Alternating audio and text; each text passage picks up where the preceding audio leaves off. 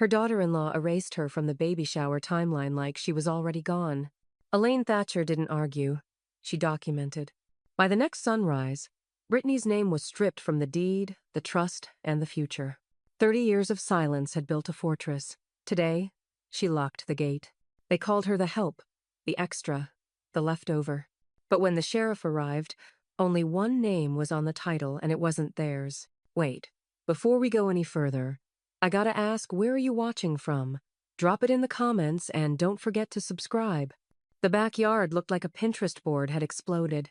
Pink and cream streamers looped through the branches of the oak trees. Balloons floated above every table, anchored by mason jars filled with lemon slices and baby's breath. The folding chairs were new, Brittany had insisted, and so was the flower arch positioned perfectly in front of Elaine's stone garden wall. Elaine moved quietly between the tables, a glass pitcher of lemonade balanced in her hand, careful not to overfill any cups. She wore her softest flats, the ones that didn't bite after standing too long. The sun was warm, but she tied a cardigan around her waist just in case the breeze picked up. "Elaine, can you shift that umbrella a little to the left?" Brittany called from her perch near the center table.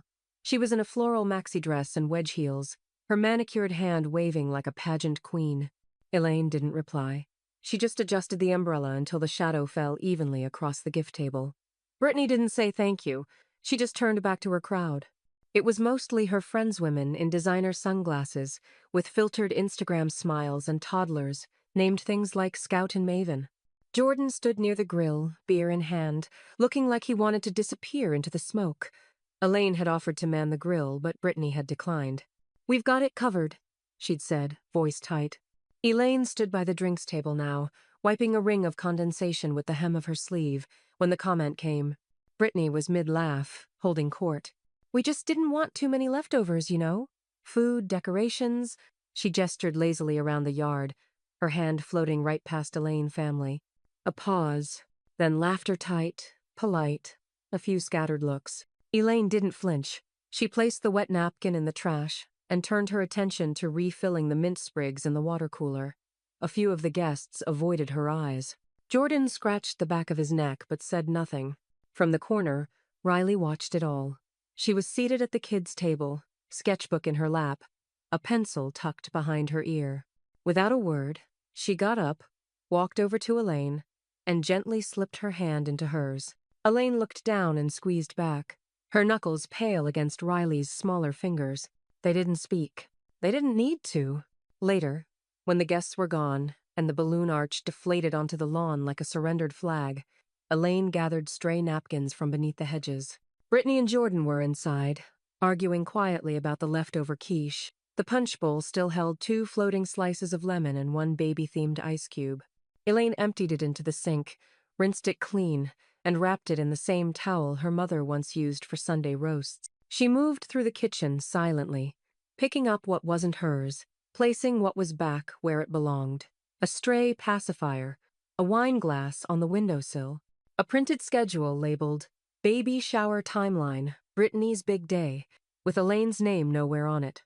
When everything was clean, she walked out to the porch and sat beneath the wind chime Jordan made in 8th grade woodshop. Riley came out and leaned against the railing beside her. "That was a lot of pink," she said quietly. Elaine smiled. "Too much frosting, not enough cake." Riley grinned and went back inside. The evening settled like dust, soft and quiet, but full of all the things left unsaid. Elaine pulled her phone from her pocket.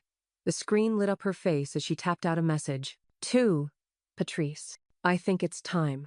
The chime above her gave a faint clang in the wind, metal striking metal with purpose. From the kitchen, laughter echoed Brittany again. Full volume, full confidence. Elaine stood. She wasn't leftovers. She was the deed. They'd just forgotten who owned the land beneath the decorations. Tomorrow they'd remember. The manila folder on Monica Price's desk was heavier than Elaine remembered. Outside, Chapel Hill breathed its quiet suburban rhythm oak leaves skittering along the courthouse sidewalk, distant dog barks echoing down cul-de-sacs. But in Monica's office, it was just law and light. Afternoon sun streamed in through the blinds, casting even bars across the folder labeled Thatcher Residency and Title. Monica looked over her reading glasses. "You're still sole owner, Elaine. No joint tenancy, No survivorship clause, no gift of equity filed. Elaine nodded once. She wasn't here for surprises, only confirmations. They were given residency, Monica continued, flipping the page. Not legal claim. You're under no obligation to continue that arrangement, especially not now. Elaine reached into her handbag and pulled out a neatly folded piece of paper, her original warranty deed from 1998, complete with the notary's faded blue stamp. I just needed to feel it again, she said, placing it next to the new file. Not the paper, the boundary. Monica gave a tight, approving smile and turned to her laptop. Let's update everything, starting with the estate plan. Elaine watched the screen glow as Monica typed. Her fingers moved fast, precise. Outside the office window, a delivery truck idled by a stop sign. Inside, a life was being rewritten. Meanwhile, Brittany was on Instagram Live, standing in front of the rose trellis in the backyard. Our forever home, she said breathily, turning sideways to show her baby bump. 4 generations deep. Can you believe? We're just so blessed. The comments rolled in. Number house goals. Wow, built-in grandma care. Manifesting this kind of generational security? Elaine didn't watch it. Patrice did. She took a screenshot, added the caption, "Delusional much?" and texted it straight to her sister. Elaine didn't reply. She didn't need to. Back at Monica's office, the final paragraph of the revised estate plan came into view on the screen. In the event of death, sole transfer of property to Jordan Thatcher is permitted only under compliance with all current residency conditions and with no spousal extension. Brittany Thatcher is to be excluded from any claim, occupancy, or inheritance tied to said property. Do you want to name an alternate heir? Monica asked gently. Elaine hesitated, then nodded. Riley, after Jordan. Good choice, Monica said. Smart kid. They moved on. The deed confirmation form was next, a quiet, legal maneuver that reasserted Elaine's full ownership with a time-stamped record at the county office. It wouldn't ring any alarms, it wasn't flashy, but if things escalated, it would hold. Monica slid it across the desk. Sign here, bottom right, Elaine signed. Then she reached for her checkbook and slid payment across with steady hands. No discounts, she said firmly. This one's worth full price. The last stop was the insurance office. Elaine sat across from a young man in khakis who looked surprised anyone still came in person. She placed her ID and homeowner's policy on the counter.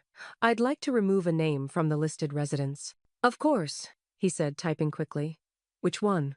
Brittany Thatcher. She doesn't reside here anymore. His eyes flicked up, questioning. She just doesn't know it yet, Elaine said calmly. By the time she walked out, the account had been updated, the notice of change set to print, and a fresh card ordered with only her name and Jordan's listed, temporarily. She drove home with the windows down. Autumn was coming. She could smell it in the leaves.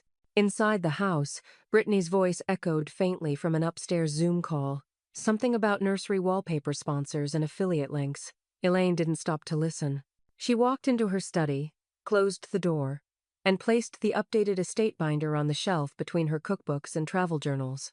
As she clicked the shelf light on, her phone buzzed. A group message pinged from Brittany. Brittany, momfluencer mode. House tour video dropping tomorrow. Can't wait to show everyone our roots. Number built on love, number 4 generations strong.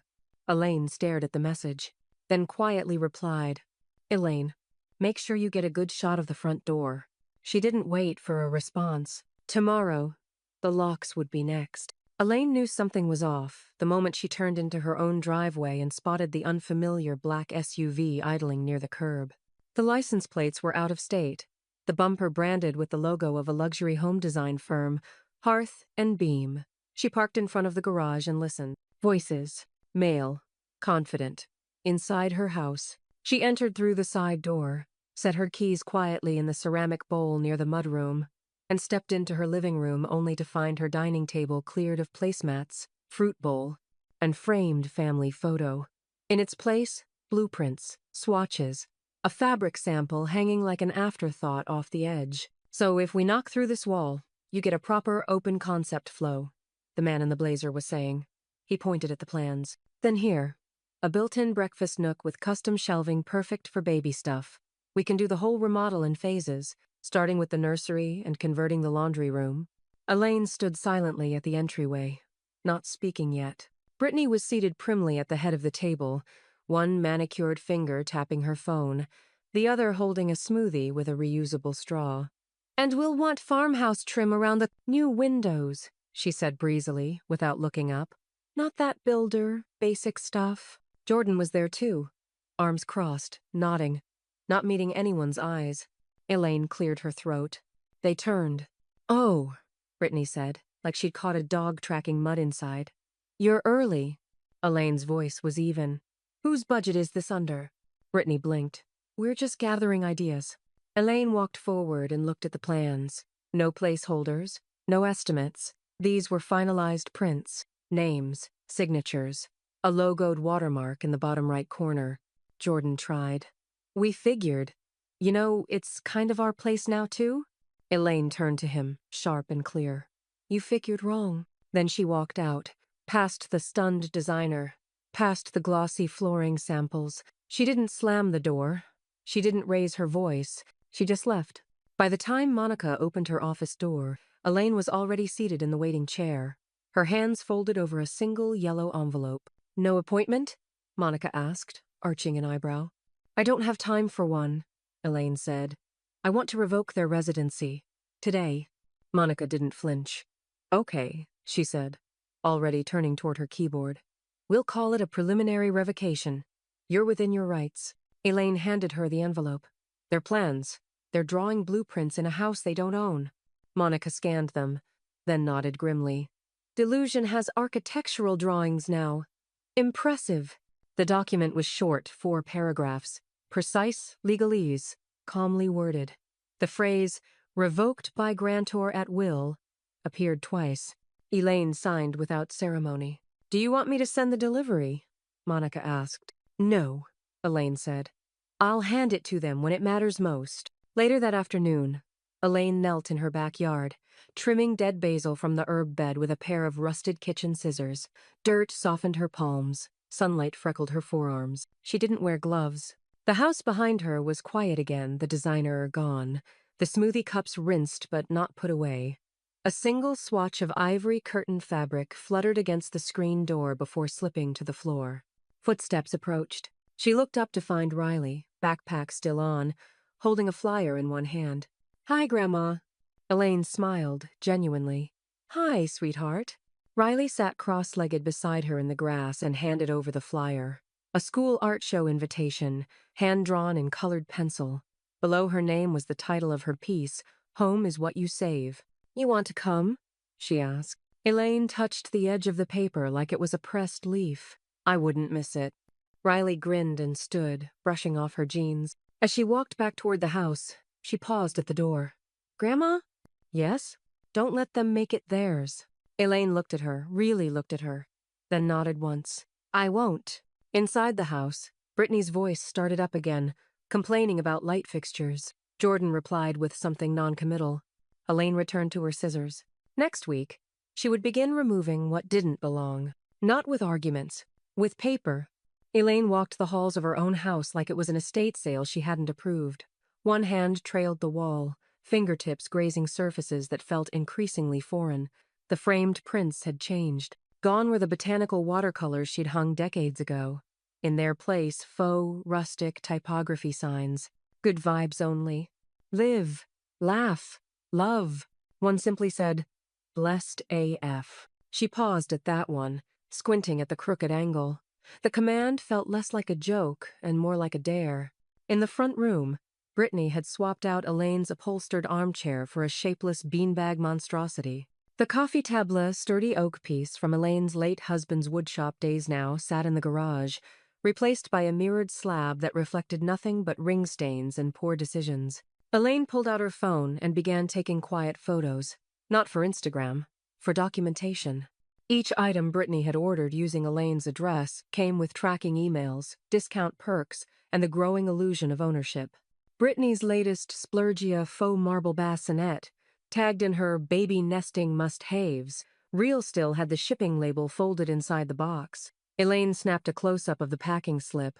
Billing address, E. Thatcher. Credit card, Elaine's name.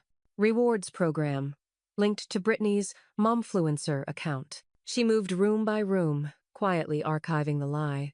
When she reached the laundry nook just off the garage, tucked beneath the staircase, Jordan appeared behind her, holding a mug. "You know," he said gently, "Brittany was thinking, maybe we move the washer and dryer inside? Like, into the hallway closet? Easier for the baby." Elaine didn't look at him. She opened the dryer, pulled out a pair of baby leggings, and folded them with precise corners. "There's no plumbing in the hallway." "We'd get it rerouted," he said, shrugging, like it was no big deal. "It's a small change." Elaine turned to him. "You don't reroute something that was built to hold." Jordan shifted, uncomfortable.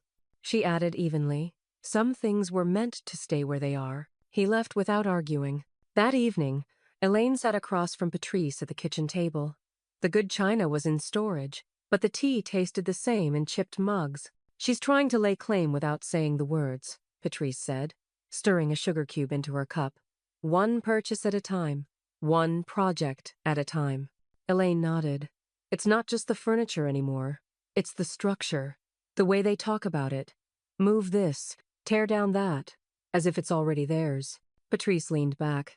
"People forget how quickly foundations can shift, especially when you stop checking for cracks." Elaine looked at her sister, steadfast, unsentimental, granite where it counted. Then she stood. "I need a clause, one that makes misuse of property a breach of agreement." Patrice grinned. "You need Monica." At the law office, Monica read over Elaine's notes with a tight-lipped frown. "They've redecorated without consent, used your personal credit, made structural suggestions to third parties." Elaine added, "and keep speaking like they've inherited something that never changed hands." Monica's fingers danced across the keyboard. A new page appeared on the screen. Formal notice of residency conditions. Revocation terms for misuse of property. Clause 6. Violation of original structure or use shall constitute grounds for immediate review and removal. All unauthorized alterations may be subject to reversal at residence cost. Elaine read it twice. "Add emotional misrepresentation of ownership," she said, cool and clear. Monica chuckled softly, then typed. Clause 7. False portrayal of property ownership via digital or verbal channels may be presented as evidence of intent to deceive. Elaine signed. "Are we ready?" Monica asked. "Not yet," Elaine said. "But they won't be either." Back home, the house was dim. The lights dimmed too low, the music too loud upstairs. Riley's door was closed, a quiet glow beneath it. Elaine stood in the hallway for a long moment, listening to the muffled echo of Brittany's voice through the vent something about nursery themes and pastel paint palettes. Elaine looked down at her own reflection in the mirrored coffee table. The house might not look like hers anymore, but the deed did, and she had just rearmed it. The lighting was soft, filtered through Edison bulbs and filtered lenses. Brittany was seated at the head of the reclaimed wood table in Chapel Hill's trendiest bistro, her latte perfectly foamed, her lashes recently filled.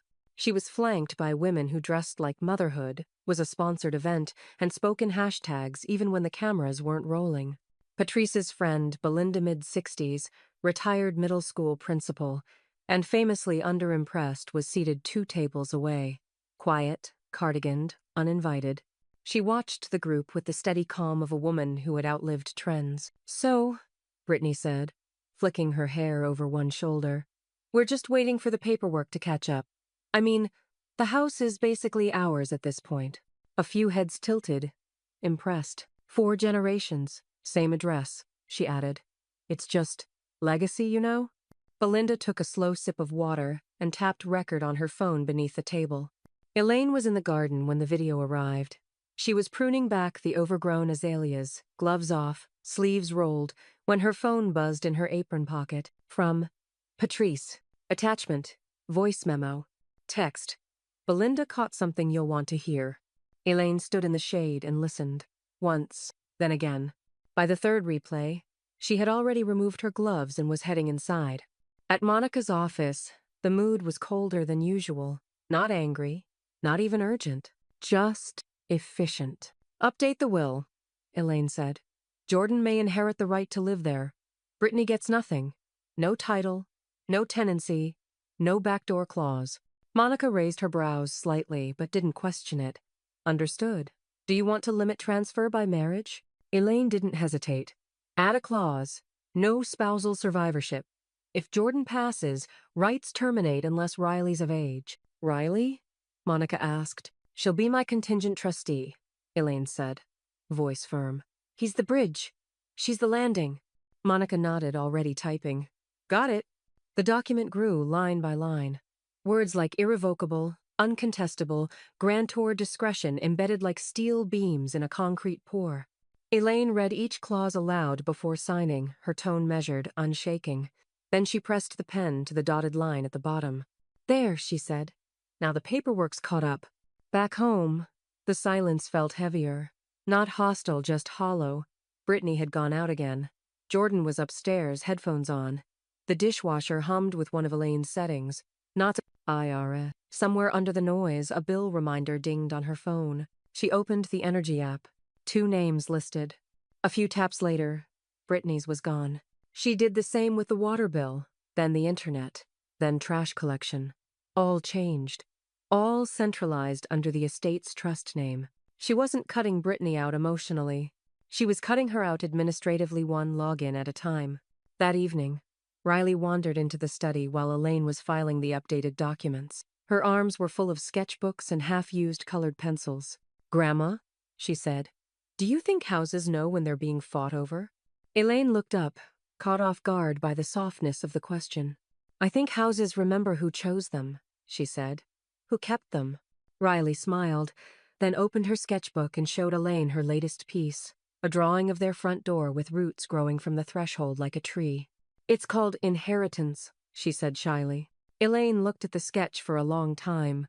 The lines fine, the details careful. Put that somewhere safe, she whispered. Upstairs, Brittany posted a reel with royalty-free music and a slideshow of curated nursery progress. The caption read, Our family home is almost baby-ready. Can't wait to raise our little one where so many generations have lived. Number forever Thatcher, number next chapter. She smiled at the likes rolling in. Downstairs, Elaine opened her fireproof safe. She placed the new will inside. Next to it, the trust. Next to that, the utility records. And just beside them, a printed copy of Brittany's video, transcript highlighted, time-stamped, signed and dated by a notary. Elaine shut the safe and turned the lock. She didn't need to slam the door. She had just closed the future Brittany thought she owned. Elaine walked into the Chapel Hill post office like she had hundreds of times before: holiday cards, utility payments, school photos of Riley in glossy envelopes. But this visit wasn't sentimental. It was surgical. The clerk at the counter looked barely 20 and wore chipped nail polish and a name badge that said, Rory. How can I help you today, ma'am? Elaine slid a completed form across the counter. I need a private P.O. box, registered under a trust name. Rory read the name aloud as she typed. The Thatcher Home Trust. Got it. Elaine nodded once. Make sure it's set for all legal and estate mail. Tax records, deed notifications, certified correspondence. Yes, ma'am. Want to set up mail forwarding? Elaine smiled faintly. Already done.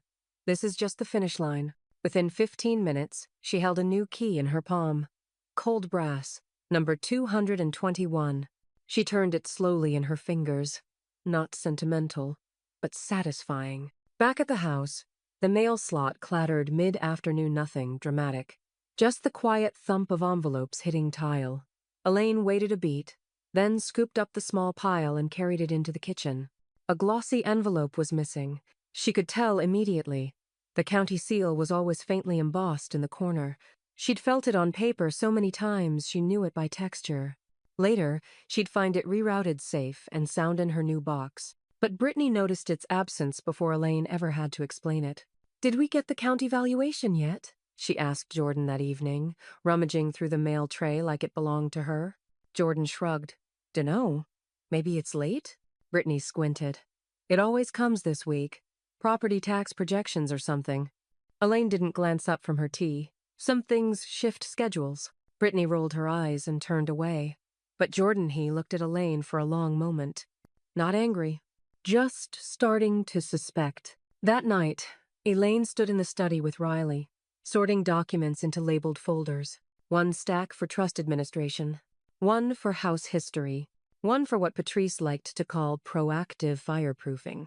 Riley held a padded envelope in her hands, watching Elaine move like a woman cataloging her legacy. Grandma, are you leaving? Elaine paused, her hand hovering over a tab labeled Utilities Revoked. No, sweetheart, she said, but something's shifting. Riley didn't ask what. She just leaned over and began organizing the mail by date. Small hands, steady hands. She filed quietly, like she'd seen her grandmother do 100 times before. Elaine looked at her and felt, again, the difference between being replaced and being followed. One leaves a gap, the other lays a path. The next morning, Elaine rang Mrs. Grier's doorbell just after 9. The woman answered in house shoes and a robe, her gray hair pinned back with barrettes that sparkled faintly in the sun. Brought your favorite, Elaine said, holding up a bag of cinnamon scones. And what are we notarizing today? Mrs. Grier asked, already stepping aside to let her in. Elaine handed her a single-page affidavit and a black folder stamped with her trust's seal. Confirmation of sole control for the Bonas property, for the trust, for everything Brittany likes to call hers. Mrs. Grier read silently for a moment, then nodded. You always did know when to put your foot down. I just waited too long to lift it, Elaine said. They completed the signature and stamp without ceremony. One final press, one last embossed seal. The ink shone wet before drying clean. Elaine slipped the page into a plastic sleeve. No copies needed. The original was enough. Back at home, Brittany was rearranging the baby gifts into rainbow order clothing by size, plush toys by texture. Her voice carried through the vent. Once the new bills start coming in Jordan's name, she said breezily, I think we'll finally feel like it's ours, you know? Elaine smiled to herself as she tucked the affidavit into her briefcase. Those bills weren't coming to this house. They were headed to Box 221. Under a trust Brittany didn't even know existed. Ownership wasn't loud. It was documented, verified, routed properly. And the first letter in Elaine's name was already waiting. The letter wasn't folded. It wasn't hidden. Elaine placed it dead center on the kitchen table early that morning, neatly printed in 14-point Times New Roman, tucked under a smooth riverstone from her trip to Oregon in '07. The paper was clean, the message precise. Please return all spare keys to my bedroom door. Elaine. Nothing dramatic. No punctuation theatrics. Just a line with weight. She left it there and made her tea. By 9 a.m., it had been moved 2 inches to the left. The stone was untouched. Elaine noted the shift and said nothing. By 10 a.m., Brittany came downstairs in her This Mama Votes sweatshirt, read the letter, and laughed aloud. Are we doing notes now? She called out to no one. Jordan wandered in minutes later, his mouth already open like he wanted to say something but couldn't decide which side of the conversation he belonged to. She's not serious, right? Brittany asked, pointing at the note. Because I'm not handing over a key to a door that's already inside my house. Elaine walked in with her mug and glanced at the clock. It's not yours. Brittany stared. Excuse me. Elaine set her tea down without flinching. The room. The door. The house. None of it's yours. Brittany turned to Jordan. Are you really okay with this? He looked from the note to his mother, then to the floor. I think we should just talk it through. Elaine didn't answer. By noon, the locksmith arrived. A discreet gray van, no logo. He was polite, efficient, and didn't ask questions. Elaine handed him a list. Front door, side entrance, garage keypad, and most importantly, her bedroom. Fresh cylinders, private keys, she said. No duplicates. By 12:45 p.m., the job was done. The house sounded different when the new locks clicked, more final, more protected. Jordan stood by the stair rail, holding the old key in his palm like it had turned into a question. He didn't speak. He just quietly pocketed it. Brittany watched from the hallway, arms crossed, her silence louder than usual. That afternoon, Elaine was in the garden again when she heard soft footsteps behind her. She turned to find Riley holding something small in both hands. Her backpack was half-zipped, a binder sticking out at an odd angle. I found this in my pencil pouch, Riley said quietly. I don't think I was supposed to have it. She held out a single silver key. Elaine took it gently. "Thank you, baby," Riley nodded. "Just in case." Then she knelt beside the garden bed and began weeding next to her grandmother like it was the most natural thing in the world. They didn't say much after that. The sun did the talking. The soil accepted the silence. That evening, Patrice arrived with a Ziploc bag of screws, a cordless drill, and a steel deadbolt. "No sense locking up the house if you're not locking up the room," she said, brushing dust off her jeans. Elaine held the door steady while Patrice installed it. The click of the bolt sliding into place sounded like punctuation period. Bolded. "You're not just protecting things," Patrice said, wiping her hands. "You're marking the line." Elaine handed her a cold root beer from the fridge. The line's overdue. At Monica's office the next morning, Elaine laid out a timeline of the week letter: refusal, locksmith, Riley's return. Monica entered it all into the binder, labeled residency termination, phase 1. Locks changed. Affidavit of request delivered. Physical control reestablished, she said as she wrote. "That's all admissible." Elaine signed the confirmation and leaned back in the chair. "Next step?" Monica asked. Elaine considered that for a long, quiet breath. Then, keys were never the issue. They were just proof. Back home, the doorbell rang. A delivery baby room decals. Elaine signed for the box, brought it inside, and placed it at the base of the stairs. She didn't call out. She didn't care. Upstairs, the new lock clicked behind her as she stepped into her room and turned the deadbolt. Safe. Intentional. In control. Outside the door, Brittany's voice rose in disbelief. "Did she actually lock it? Are we playing landlord now?" Elaine opened her journal and began to write. "The door is closed. The key is mine. The story's changing. And this time, I'm writing the ending." The dining room table had been extended with the folding leaf-an attempt, perhaps, to stage civility. Brittany had set the table with printed menu cards, eucalyptus branches down the middle, and enough LED candles to suggest a holiday. Elaine had been told, pointedly, to just bring dessert. She came with 2 pies, 1 apple, 1 chocolate chess, both homemade, both labeled with tape on the aluminum lids. Her handwriting was careful but small.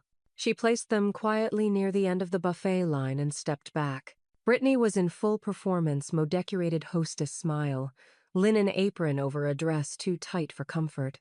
"We thought dinner could be a fresh start," she announced, arms spread like she was opening a show. "Just some food? No tension, right?" Elaine didn't answer. She took her seat without a word. Jordan tried to cut the tension with small talk weather. Riley's grades. Something about traffic near the university. Brittany chimed in with passive jabs. "Can you believe the electric bill jumped again? Must be all those legacy appliances." Elaine passed the salt and focused on her plate. Riley sat beside her, quiet, but present. Her sketchpad was tucked beneath the table, feet swinging softly, not quite touching the floor. They made it through salad, then pasta, then awkward, lingering bites of roasted vegetables and tension. Dessert was the final act. Brittany peeled back the foil on the chocolate pie, squinting. "What does this say?" she said, holding up the label. "Is that choke pie? Or chalk? The handwriting's kind of—" She trailed off in mock confusion, eyes scanning the room for an audience.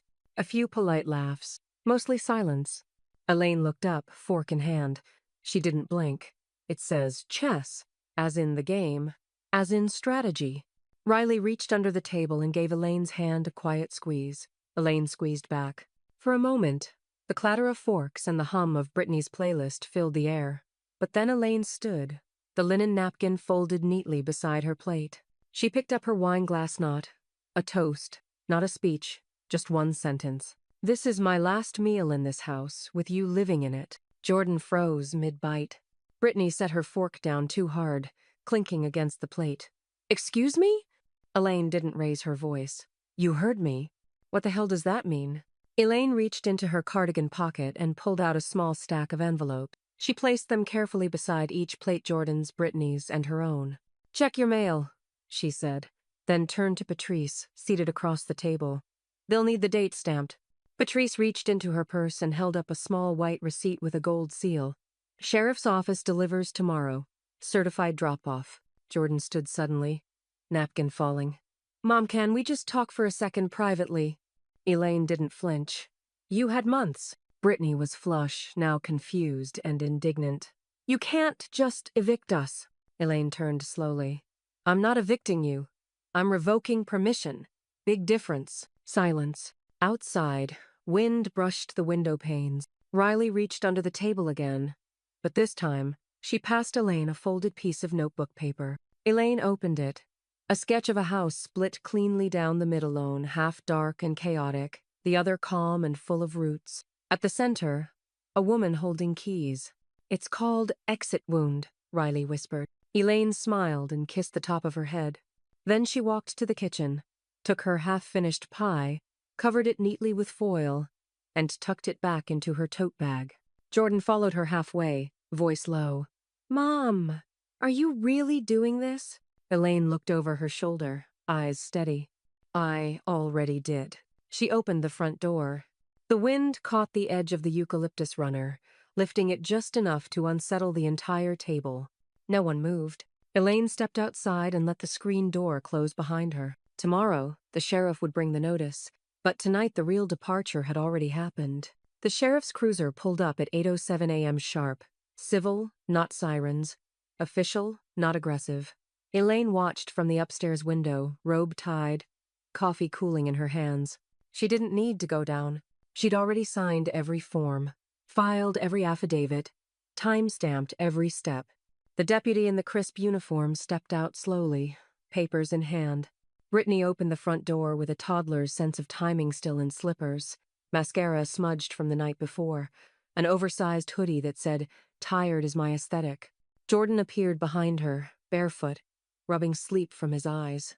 The man introduced himself, calm, neutral, handed over 2 thick envelopes. Official notice of revoked permission to reside, he said. 30 days from date of delivery. Sign here for receipt. Brittany blinked. You're kidding. The deputy said nothing, just offered the clipboard. Jordan signed. Brittany didn't.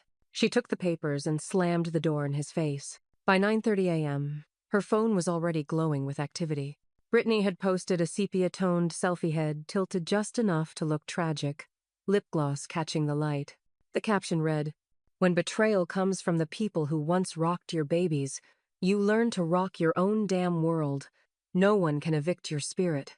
Hashtags followed. Number family isn't blood. Number healing. Number rising. Elaine read it once, then turned off her phone. She had no interest in being public, only permanent. Later that afternoon, Riley knocked softly on the study door. Elaine was cataloging old tax returns, removing staples with the same focus a surgeon might give to a suture. "Grandma?" Elaine looked up. Riley held an empty box in her arms. "Can I help pack some of the books?" Elaine paused, then nodded. "The blue-backed ones. Those are staying. Everything else, shelf by shelf." Riley set the box on the floor and began quietly sorting. She handled each book with care, tracing titles with her finger like they were braille. "This one's yours, right?" she asked, holding up a copy of Fahrenheit 451. Elaine smiled. "That one's everybody's." They didn't speak much after that, only the sound of spines brushing against cardboard. At one point, Elaine reached down and slid an art book toward Riley Georgia O'Keeffe, The Desert Years. "For your next sketch," she said. Riley's smile was slow but real. At Monica's office, the printer hummed as the final document rolled out. Notarized, sealed, affixed with both their signatures.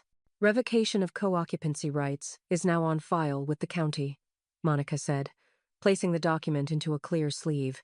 "If they argue, this is your backbone." Elaine nodded. "And if they refuse to leave? We file for trespassing." Patrice, seated in the corner, took a sip of her ginger tea and added, "And we do it with style." Elaine signed the final field in black ink. The pen didn't shake. 30 days, Monica said. "But you'll know before that." "I already do." That evening, Jordan lingered in the hallway outside Elaine's door. He didn't knock, just stood there. Elaine could hear the slow exhale, the half-starts, a presence without courage. She waited. Nothing came.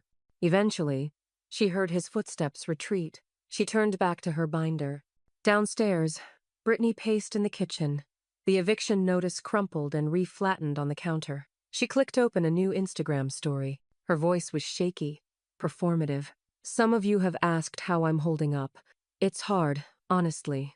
Betrayal hurts, but we are fighting back, because this house is ours, in every way that matters. She didn't mention the deed, or the trust, or the notary seal on every page now filed with the clerk's office. Elaine stepped out onto the back porch, phone in one hand, Riley's sketch in the other. She looked at the stars, faint behind the suburban glow. Her voice was barely above a whisper. You can pretend you own a place for a while. She looked down at the mail slot, quiet now. Just air. But sooner or later, the address catches up.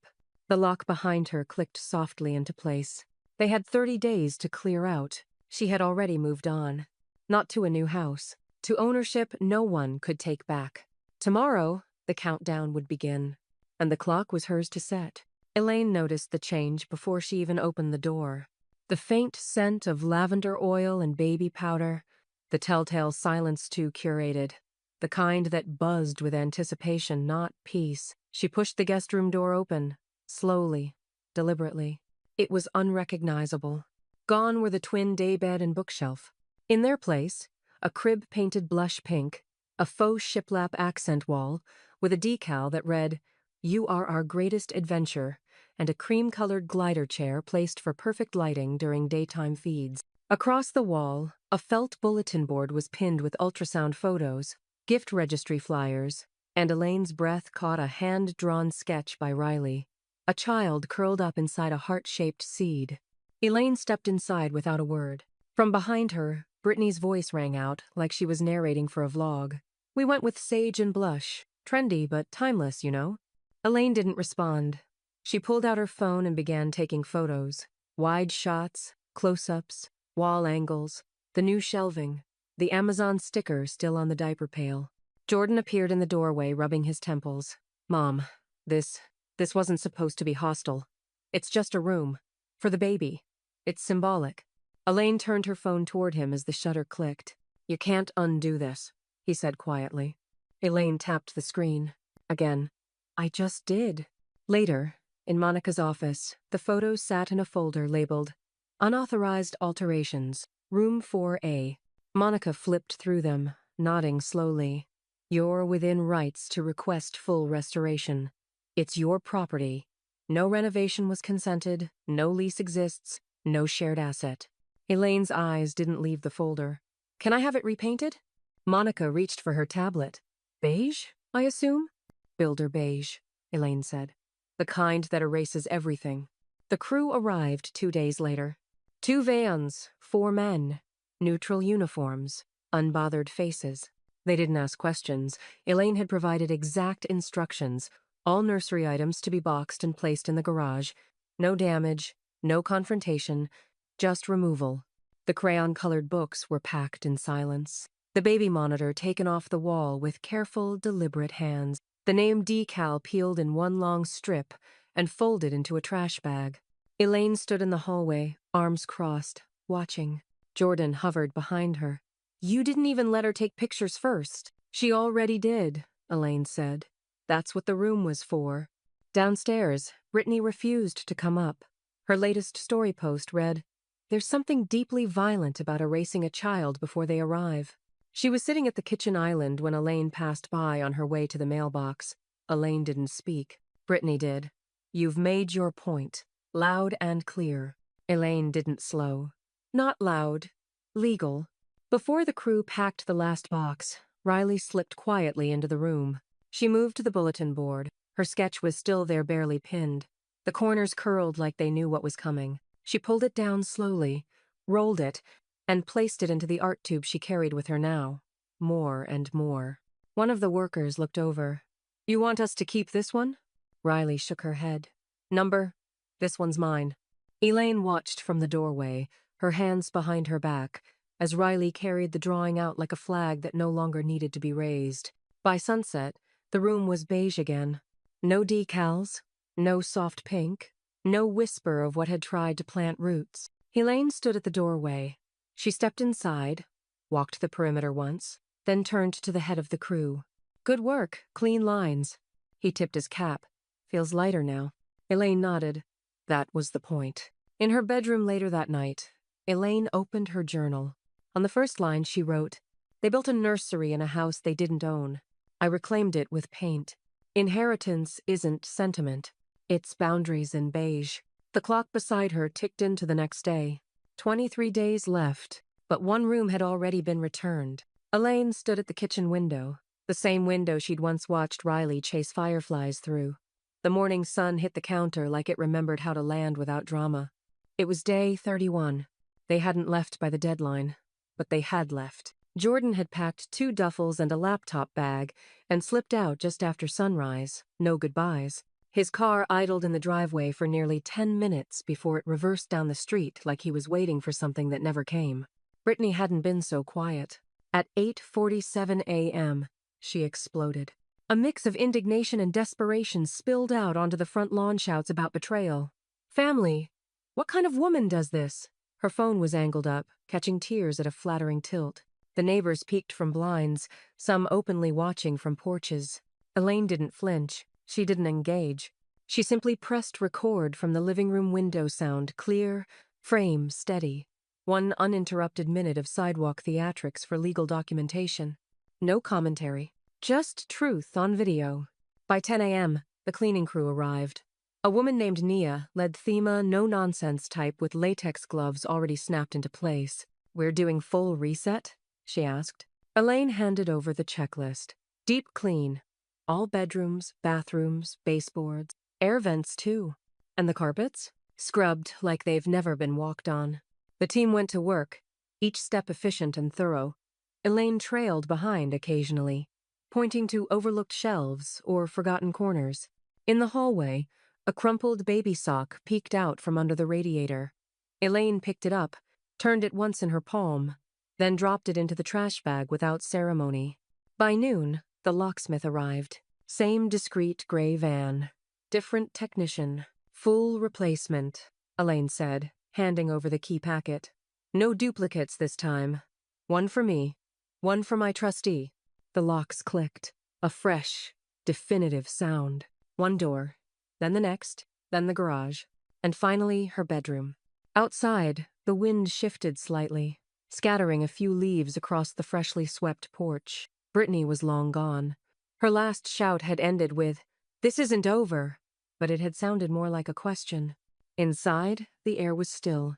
Elaine moved room to room. No more decals, no more LED candle, or curated eucalyptus, just hardwood, framed art, quiet corners. A house unclaimed by entitlement. A house finally hers. The front door opened again around 3:30 p.m. Riley walked in with her backpack slung low, a drawing rolled under one arm. She paused in the entryway, scanning the silence. Then, "It's quiet." Elaine looked up from a stack of insurance documents. "It's mine again." Riley nodded like she understood all the parts those words carried. She kicked off her shoes and walked straight to the kitchen, pouring 2 lemonades without being asked. They sat on the back steps, drinks in hand, watching the breeze play through the herb garden. "I think I'm going to paint my room," Riley said suddenly. Elaine smiled. "What color?" "Something weird. Like gray with green undertones. Moody sage." "Appropriate," Elaine said. They clinked glasses like a quiet truce had just been honored. Later that evening, Monica sent a single-line email. Subject, occupancy compliance. Body, filed and confirmed. "You're clean." Elaine read it 3 times, then archived it. Nothing else needed to be said. No announcements, no story posts, no humble brags. Just the echo of locks turning for the right reasons. As twilight settled over Chapel Hill, Elaine lit a candle in the foyer. Vanilla cedar, nothing trendy, just a scent she loved before Brittany's hashtags took it. She opened the windows, let the day drift through the screens, and in the center of her journal, beneath the last line she'd written weeks before, she added, "You can scream ownership, but I documented mine. The house has memory. It remembered me." Tomorrow, she'd hang Riley's new sketch on the wall. But tonight, the home exhaled. And for the first time in months, Elaine did too. Elaine walked into the mediation center wearing navy slacks, a pressed blouse, and the composure of a woman who had nothing to apologize for. Monica walked on her left, her leather briefcase swinging like a gavel with every step. Patrice flanked the right, black sunglasses still on indoors. They weren't coordinated, but they looked like a closing team. At the front desk, a young receptionist blinked up from her screen. Name? Elaine Thatcher, Monica said. Attending by request, not by requirement. They were led to a windowless room-sterile carpet, a circular table too small for neutrality. Brittany was already there, seated with a clipboard on her lap and a tissue in one hand she hadn't yet used. Jordan sat beside her, elbows on knees, avoiding eye contact. The mediatora woman in her 60s with short silver hair and calm eyes gestured for them to sit. Let's begin.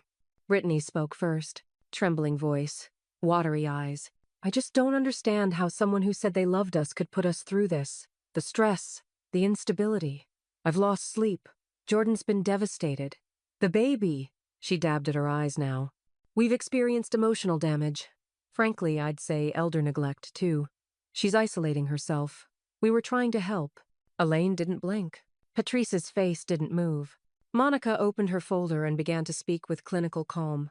Filed documents include sole ownership deed from 1998, revised estate plan filed the 8th of January, trust creation with non-spousal survivorship clause, formal revocation of residency dated the 1st of March, notarized key request, video documentation of harassment, full compliance with state notice period, and sheriff-certified delivery. She slid a printed timeline onto the table. Brittany looked at it like it had burned her. No physical threat. No change of address requested. No legal tenancy. No pending transfer. No standing for complaint.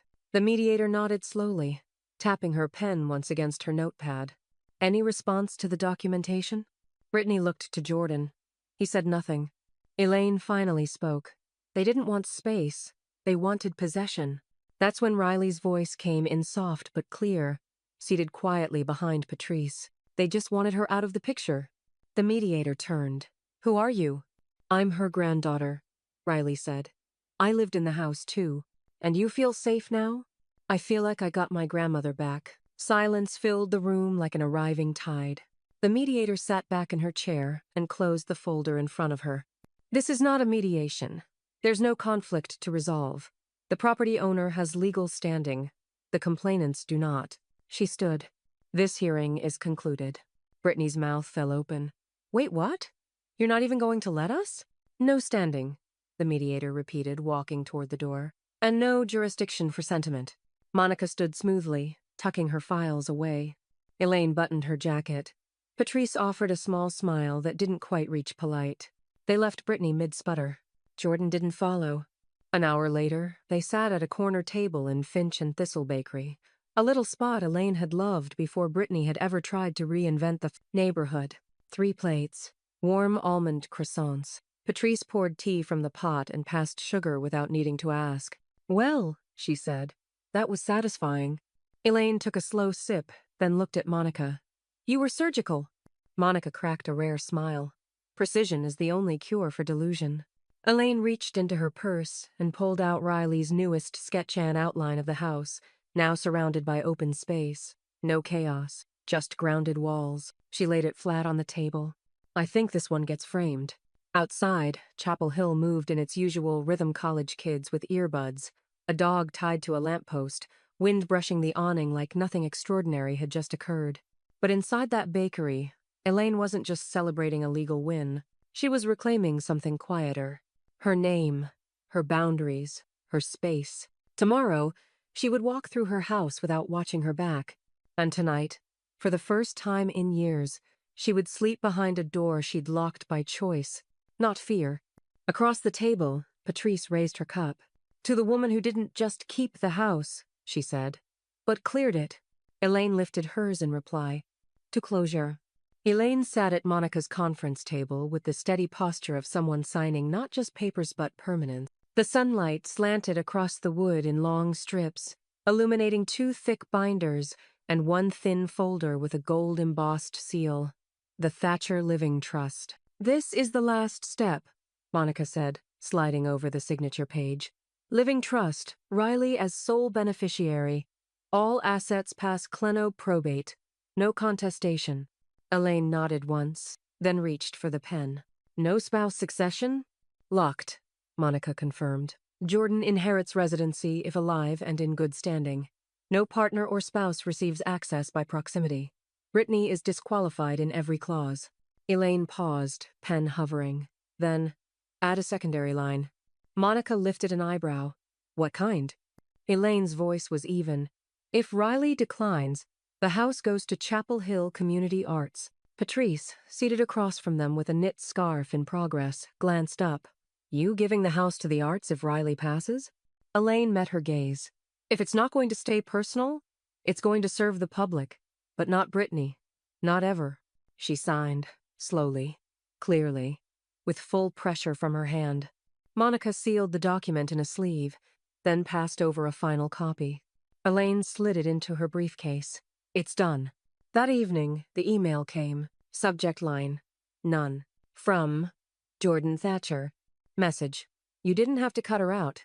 Elaine stared at it for a moment, the cursor blinking in the empty reply box. Then she began typing. She cut herself out.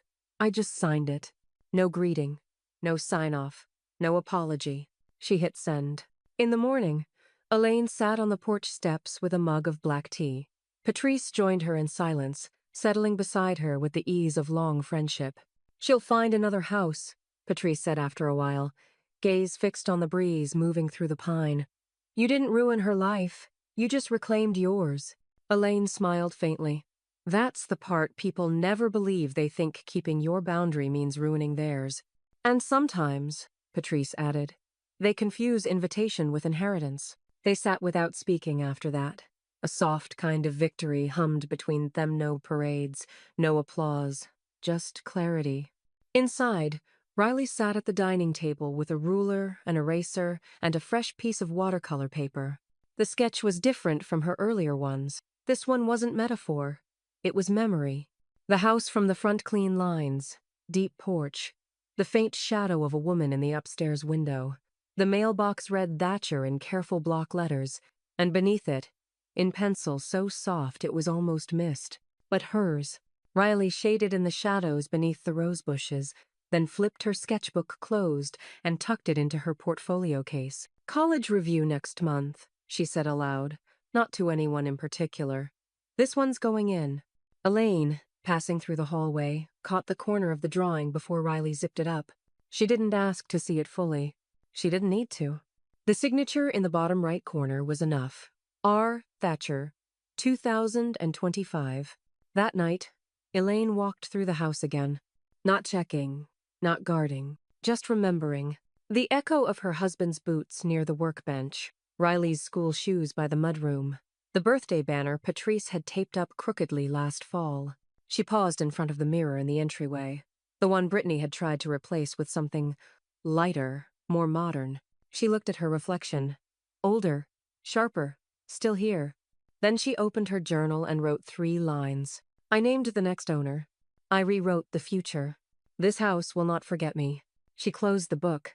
Outside, the wind was picking up cooler now, shifting toward something new. Inside, every lock turned quietly, just once. Final. And in the study, filed between 2 thick folders and 1 sketch portfolio, the next deed wait untouched, undisputed, and entirely hers. The house smelled like cinnamon and cardamom, soft and warm and honest, none of it from a diffuser. Patrice's coffee cake had just come out of the oven, and the cooling rack beside it held a tray of lemon bars Riley had dusted with powdered sugar herself. The dining table, once set for battles of inheritance and forced family meals, now held second-hand poetry books and donation envelopes with a hand-lettered sign, Support the Chapel Hill Youth Library Fund. Elaine walked through her home slowly, a fresh bouquet tucked into a mason jar in her arms, placing it just beneath the window where Riley had always sketched. There were folding chairs in the living room, Mrs. Greer in one of them, tissue already balled in her hand. Monica sat nearby, blazer still on, but eyes soft. A few neighbors had trickled in, curious, supportive, but more importantly, invited. Riley stood in front of the fireplace, wearing a gray dress flecked with green threads that caught the light just enough. She was taller this year. Her voice was steadier, too. People talk about legacy like it's something you inherit, she began, one palm resting lightly on her sketchbook. But I think legacy is made by who watches you draw your first line and says, keep going. Elaine stood just inside the archway, hands clasped, listening. Art doesn't always hang in galleries, Riley continued. Sometimes it's in how someone keeps a house, fights for it, leaves space for you in it quietly, without asking for applause. Patrice nodded proudly from her chair, mouthing, "That's my niece." "I'm honored to grow in this home," Riley finished, "and to give back to the spaces that let us start small." Applause rippled, polite but sincere. Monica dabbed her eyes with a napkin. Elaine stepped forward as the room settled again. In her hands, a small wooden box. She opened it and held out a single brass key on a velvet ribbon. "Not just to the front door," Elaine said softly. "To the trust, to everything I've been guarding for decades. It's yours now, Riley, whenever you're ready." Riley took the key like it was made of something heavier than metal. She looked at her grandmother, then tucked it into the small side pocket of her sketch satchel. "Not yet," she said quietly. "But soon." Elaine smiled. "There's no rush. Doors wait." After most of the guests had gone, Patrice carried empty platters back to the kitchen and clinked dishes in the sink, while Monica gathered donation slips into neat stacks. Mrs. Greer hugged Elaine at the door and whispered, "This was better than any baby shower I've ever been to." Elaine laughed. "Fewer pink balloons. More purpose. More backbone, too," Mrs. Greer added, then kissed her cheek. On the porch steps, two neighbors lingered. Mr. Bowers from next door, holding a paper cup of punch, and Denise from the HOA, who had always been more curious than kind. Denise tilted her head. "You seem different, Elaine. Lighter." Elaine didn't rush her answer. She looked out at her garden trimmed, alive, entirely hers again. "I feel present," she said simply. "Finally." They nodded, not sure how to respond, and wandered down the walk. That night, Elaine stood in the foyer, arms crossed, watching Riley pin a new sketch above the hall light switch. It was a small drawing, just the corner of the porch, a mason jar on the windowsill. The title, scrawled below in faint pencil, "Not borrowed, built." Elaine kissed the top of Riley's head. "You're going to do big things." "I already am," Riley said, then grinned. "Just in pencil first." Elaine laughed, long and soft. Later, after Riley had gone to bed and the lights were dimmed, Elaine opened her journal one last time that evening. "Today I passed the key, not out of duty, but readiness." The house wasn't just hers anymore. It was theirs, and it had never felt more at home. Tomorrow, Brittany would post another story, but tonight, the story that mattered lived here, in brick, in breath, in blood that remembered where it began. The morning air had a faint citrus edge to it. July in Chapel Hill always flirted with humidity, but hadn't yet committed. Elaine sat alone in the backyard with her tea, the same blue-glazed mug she'd used since Riley was born. The house behind her stood still, resolute, sun cutting diagonals through the kitchen windows. No raised voices, no staged photos, just walls that had stopped bracing. On her lap sat the fireproof document box, open, waiting. Elaine unfolded the last deed-thicker paper than standard. Crisp edges and slid it into the sleeve marked Final Transfer. Trust Beneficiary, R. Thatcher. Her fingers paused over the embossed notary seal. Then she closed the box, twisted the lock, and pushed it gently beneath the bench. She didn't need to watch it anymore. It would watch over them. Riley came out 10 minutes later, barefoot, a small stack of college brochures clutched in one arm and an apple half-eaten in the other. "Guess what?" she said. Rizd replied. Elaine raised an eyebrow. "That fast? They want an interview. Virtual. But they said my portfolio felt deliberate." Riley made air quotes with the apple. "Whatever that means." Elaine smiled. "It means they saw what you meant to say." Riley sat beside her, tucking one leg under the other. "If I go, I mean, when I Gowhat happens to the house?" Elaine looked over, her face unreadable for a moment. "Take it with you," she said softly. "Not just in paperwork, in posture, in how you let people in and how you don't." She sipped her tea, then added, "It's yours in every way they assumed it'd be theirs. The difference is, you earned it without asking." Riley was quiet for a long time. Then she leaned her head on Elaine's shoulder. Will it be weird? Me not here? Elaine tilted her head gently against Riley's. It'll be quieter, but not empty. They stayed like that for a while, the breeze lifting the corners of Riley's brochures. Later, they walked the property line together. It was something Elaine hadn't done since her husband passed surveying it, not as a fortress, but a garden. They passed the side yard where Riley once built a cardboard rocket, the patch of rosemary Patrice had planted in an act of suburban rebellion, the tree Brittany tried to trim for curb appeal, which now stretched defiantly toward the power lines. This yard's lopsided, Riley said, smiling. Elaine smirked. Like the best things. As they turned the last corner back toward the porch, Riley stopped suddenly. Wait. She jogged inside and returned with a small plaque wrapped in tissue. I found this at the print shop downtown. Couldn't not. Elaine watched as Riley peeled away the paper and nailed it just above the living room light switch. Black enamel, simple serif font. Occupied by truth. Elaine blinked once, then touched the edge of the plaque like it might dissolve. It didn't. That night, as the house creaked through its nightly exhale, Elaine opened her journal one last time. She'd been writing for months. Some entries were only 3 lines. Others ran pages. But this one didn't require embellishment. She wrote, They called me leftover. I kept the part that couldn't be thrown out. The deed. She closed the book, turned off the lamp, and let the silence settle around her. Outside, the wind moved through the trees. Inside, nothing stirred. And at the base of the stairs, a key sat in a ceramic dish waiting. Not because someone had forgotten it, because someone had finally earned it.